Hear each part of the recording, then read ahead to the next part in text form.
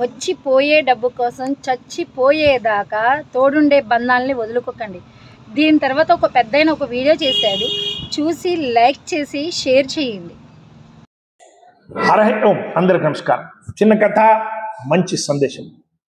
రెండు ఘటనల గురించి కొంత ఆలోచిద్దాం. ఈ రెండు ఘటనలు వాస్తవంగా జరిగింది. మీరు ఇంటర్నెట్లో కొడితే రెండు ఘటనలు వస్తాయి. ఒకటి తెలుగు పేపర్లో వచ్చింది, ఒకటి హర్యానాలో జరిగింది. నెట్లో కొట్టి చూస్తే రెండు మీకు ఒరిజినల్ ఇన్ఫర్మేషన్ దొరుకుతుంది. ఏం ఘటన? హైదరాబాద్లో కొన్ని సంవత్సరాల క్రితము అక్కడ బంజారా హిల్స్లో ఒక ఇంట్లో, పెద్ద ఇల్లు అక్కడ బంజారా హిల్స్లో, అంతా కోట్యాధిపతులు వాళ్ళు ఉండే ఏరియా. అక్కడంతా గుంపు చెట్లు, ఒక్కొక్క ఎకరా హాఫ్ ఎకరాలో ఇండ్లు ఉంటాయి.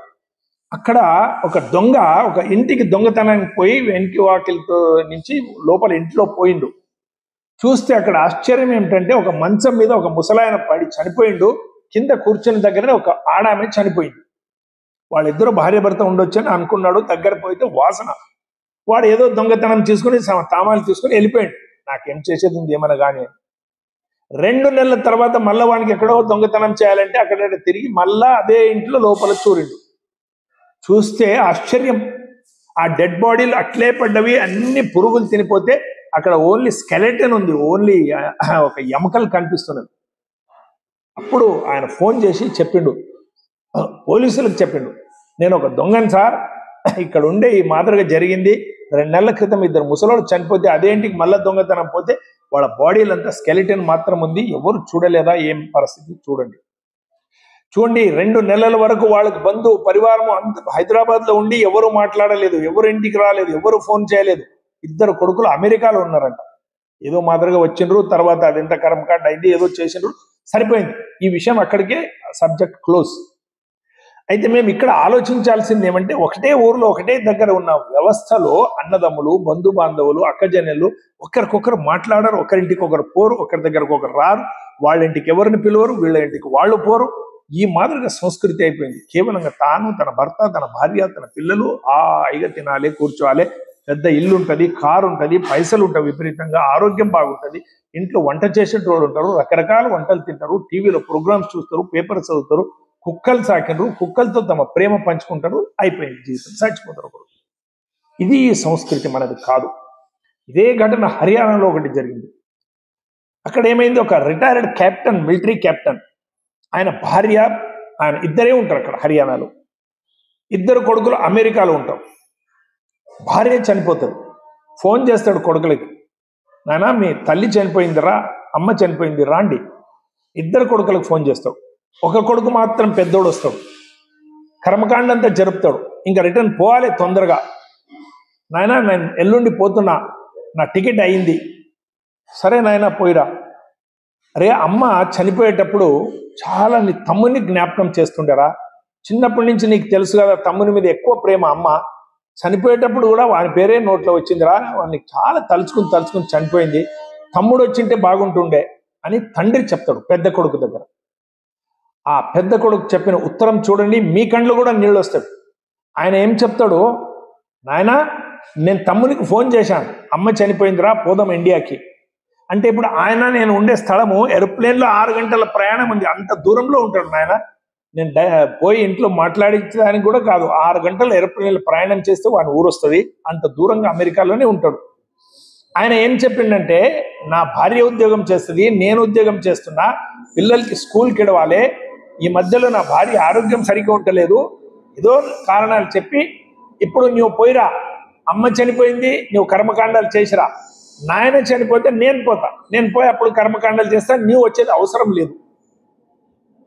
తండ్రి కంట్లో నీళ్ళు వచ్చింది, లోపల పోయి ఏడ్చిండు.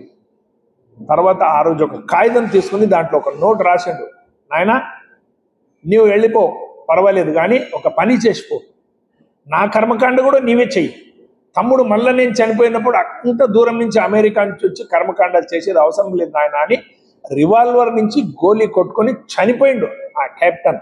లెటర్ రాసిపోయిండు.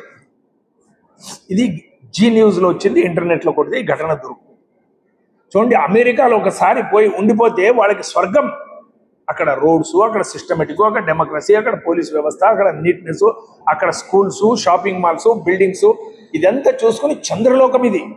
ఇంకా మాకు ఇండియాకి వచ్చేది అవసరం లేదు. ఇండియాలో డస్ట్ ఉంటుంది, కుక్కలు ఉంటుంది, అంత మురికి ఉంటుంది, ఎవరు అడగరు ఇచ్చారు, అట్లా ఇట్లా లిటరసీ లేదు, మనదంతా బాగుంది, ఇక్కడే ఉండిపోవాలి అనే భావనతో వాళ్ళు మైండ్ సెట్ అయిపోతుంది. పైసలు పైసలు, 1 కోటి 2 కోట్లు 4 కోట్లు 10 కోట్లు, పైసలు పైసలు పైసలు.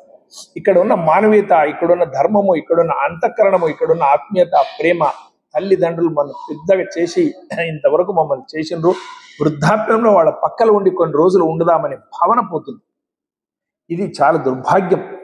మమ్మల్ని ఇంత చిన్నప్పటి నుంచి పెద్దగా చేసిన తల్లిదండ్రులకు మేము చూడకుంటే వృద్ధాప్యంలో మేము ఇంత గడిచి ఇంత పైసలు సంపాదించి ఏం లాభం లేదు.